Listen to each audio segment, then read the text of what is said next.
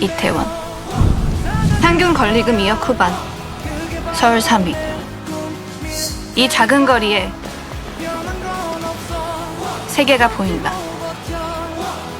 각자의 가치관으로 이 거리를 사는 우리들의 이야기.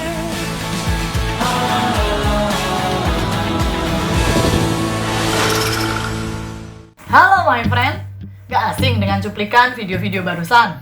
Bener banget, itu adalah cuplikan dari serial drama Itaewon Class.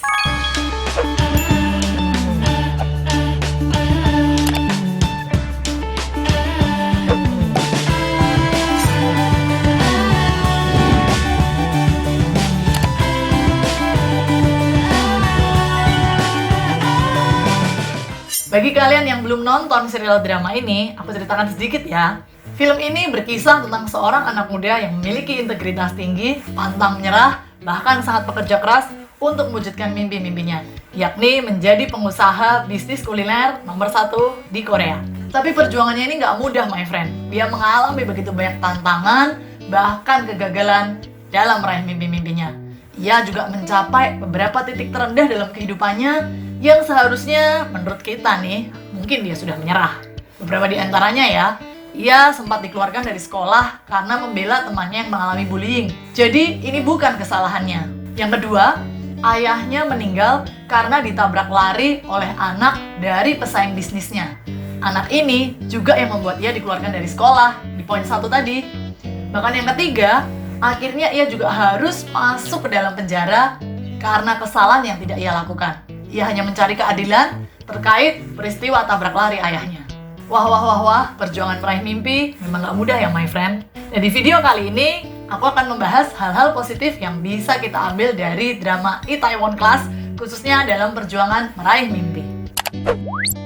Yang pertama, milikilah visi yang jelas. Hidup tanpa visi adalah hidup yang tanpa arah dan tujuan.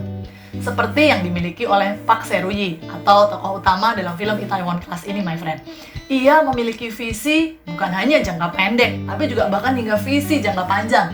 Bayangkan, my friend, bahkan ketika ia masih di dalam penjara, ia sudah memiliki visi. Ketika aku akan keluar dari penjara, apa yang akan aku lakukan? Di tahun pertama, bahkan hingga 7 tahun ke depan, bahkan hingga 15 tahun ke depan.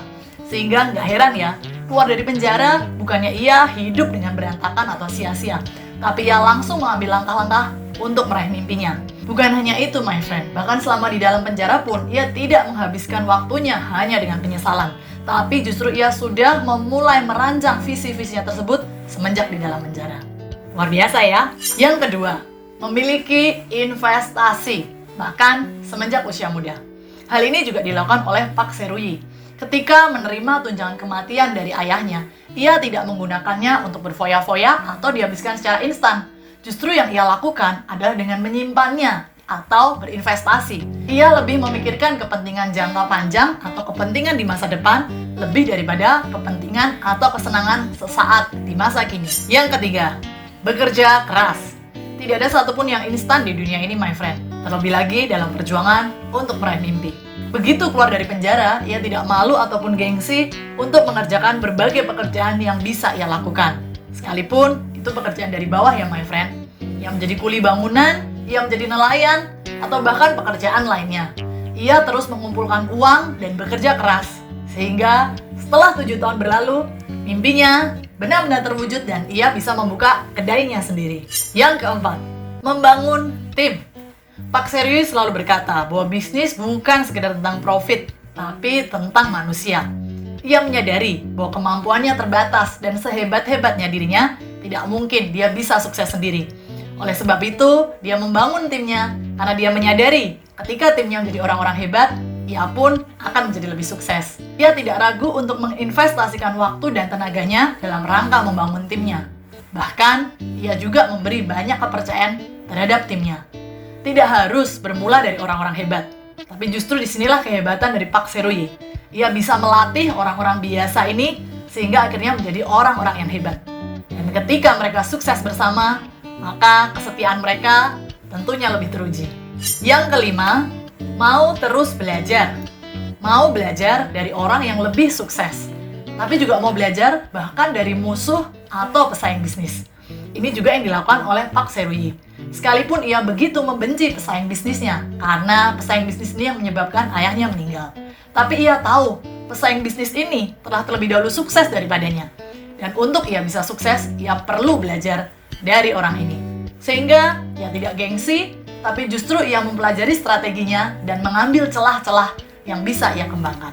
Yang keenam, integritas. Sekalipun sudah sukses, hal ini tidak mengubah value atau nilai hidup dari Park Seroyi.